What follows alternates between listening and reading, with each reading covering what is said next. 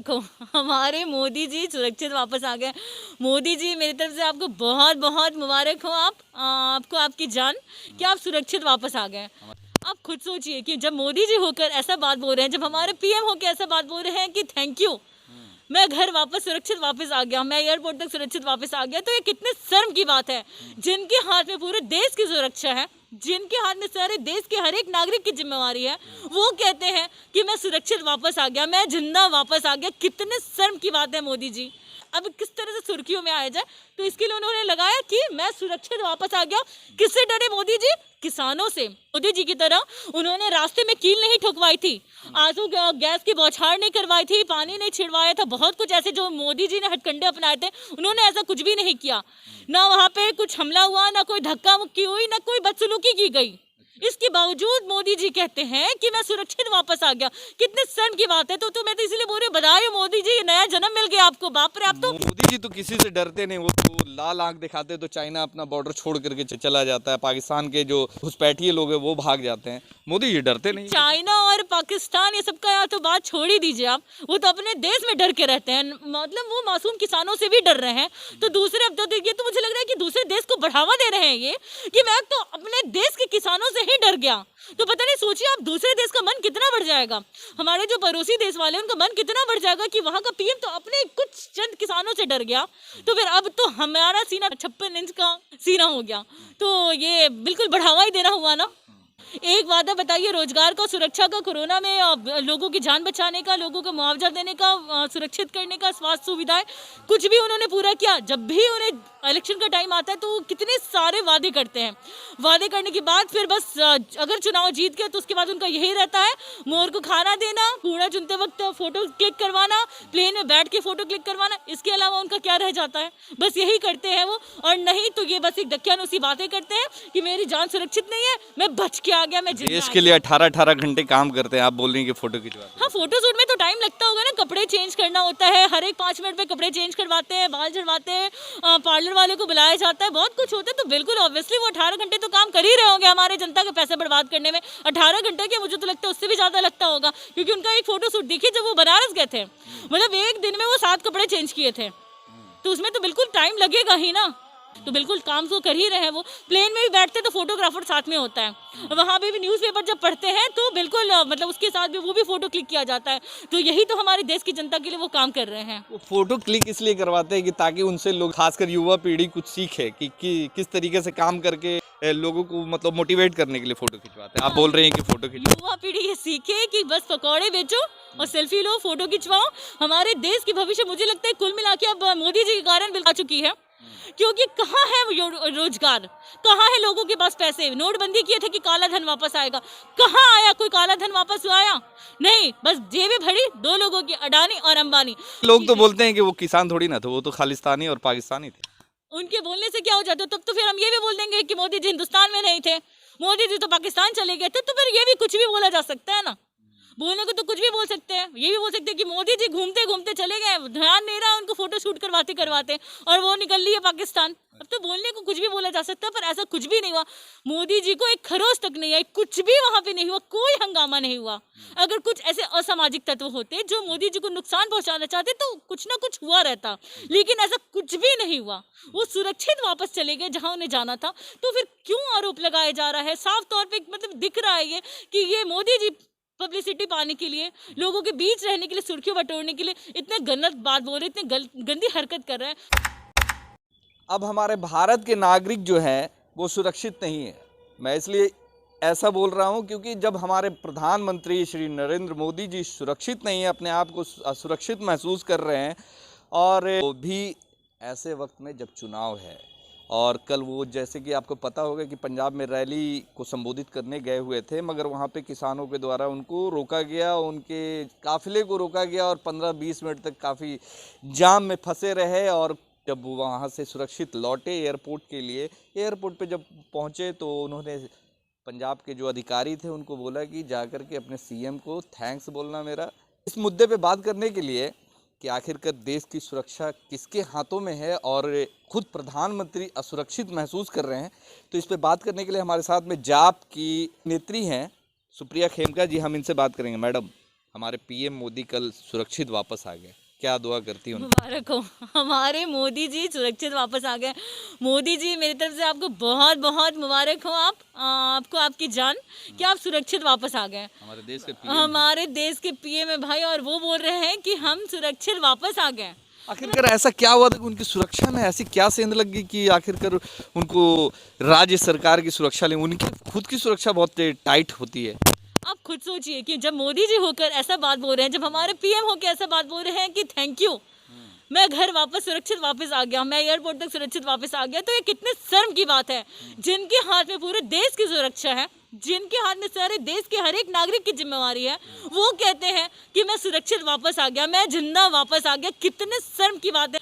आप राजनीति के लिए इतनी गंदी राजनीति कर रहे हैं, आप कुर्सी के लिए इतने गंदी राजनीति कर रहे हैं कि शायद आप ये खुद नहीं समझ पा रहे कि आप अब कब क्या बोल रहे हैं।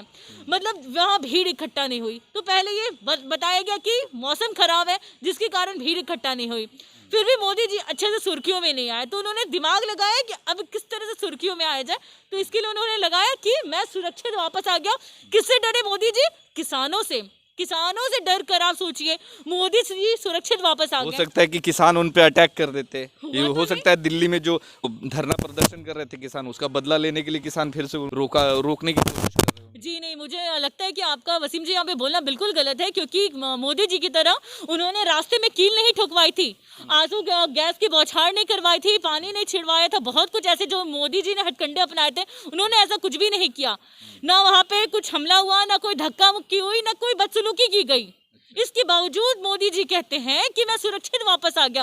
कितने शर्म की बात है। तो मैं तो इसलिए बोल रही हूँ, बधाई हो मोदी जी, नया जन्म मिल गया आपको बाप। मोदी जी तो किसी से डरते नहीं, वो तो लाल आंख दिखाते तो चाइना अपना बॉर्डर छोड़कर चला जाता है, पाकिस्तान के जो घुसपैठिए लोग हैं वो भाग जाते हैं। मोदी जी डरते नहीं। चाइना और पाकिस्तान ये सबका यार तो बात छोड़ ही दीजिए आप, वो तो अपने देश में डर के रहते हैं। मतलब वो मासूम किसानों से भी डर रहे हैं।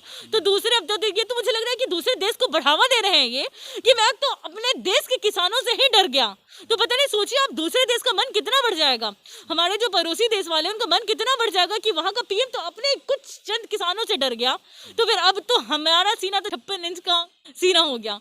तो ये बिल्कुल बढ़ावा ही देना हुआ ना। तो ये क्या मतलब, क्या लगता है कि जो देश के जब पीएम सुरक्षित नहीं है तो आम आवाम कैसे सुरक्षित अपने आप को महसूस करेगी? खासकर जब पीएम सुरक्षा की बात करते हैं, सिक्योरिटी की बात करते हैं, सबका साथ सबका विकास की बात करते हैं। कहाँ है सबका साथ सबका विकास? यहाँ तो मोदी जी खुद ही भाग खड़े हुए हैं।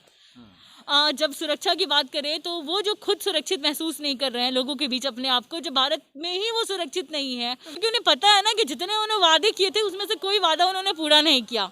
एक वादा बताइए, रोजगार का, सुरक्षा का, कोरोना में लोगों की जान बचाने का, लोगों को मुआवजा देने का, सुरक्षित करने का, स्वास्थ्य सुविधाएं, कुछ भी उन्होंने पूरा किया। जब भी उन्हें इलेक्शन का टाइम आता है तो कितने सारे वादे करते हैं।